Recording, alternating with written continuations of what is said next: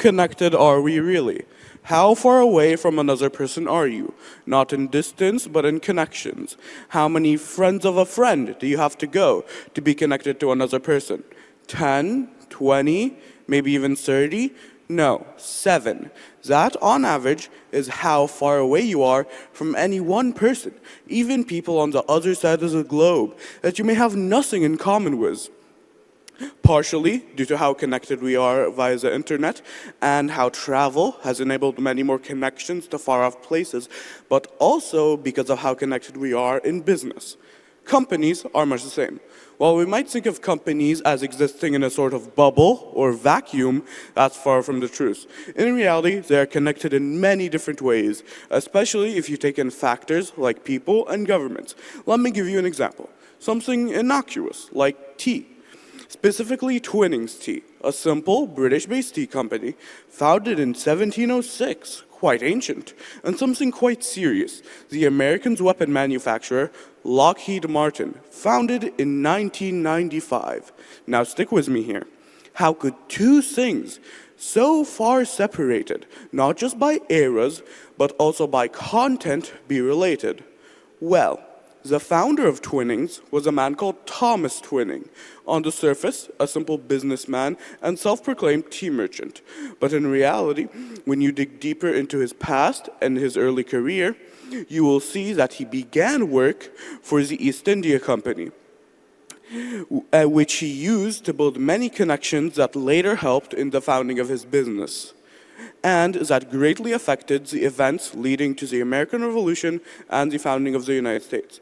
But that's just a small part of the effects of the East India Company, which affected all parts of the British Empire that controlled 25% of all land on one point, and continued to affect its former colonies long after the fall of the empire, including the United States of America, which is the main benefactor of Lockheed Martin, which itself affects millions of lives due to its weapon manufacturing and government lobbying. This means that one man's company had changed the course of history and affected the lives of billions, all over some tea.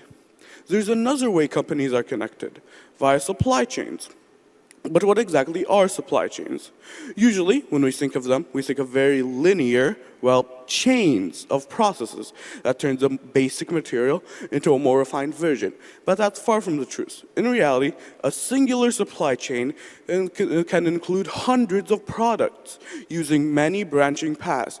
We don't realize this, as few of us understand companies are deeply integrated in normal life. For example, a toaster, something that on the surface seems like a simple device, but in reality is made up of many basic components and dozens of materials. For example, the iron, mined from Brazil, goes to the smeltery in China. The petroleum collected from the UAE, after many rounds of processing, is turned into plastic. And the copper, mined from Australia, needs to be melted down and refined. So does the silicon used to make the motherboard of the toaster, which all needs to be shipped to the manufacturer to be assembled. All these materials from around the globe, all connecting to form one simple product. But that's on a very large scale.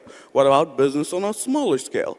For example, let's take your local town's restaurant, a small place that gets all of its ingredients from that town's supermarket, supplied by local farmers who just so happen to use equipment like tractors, which can't be produced in a small town, from international companies like John Deere. No matter how small the company, it eventually connects internationally. This is how connected the world is.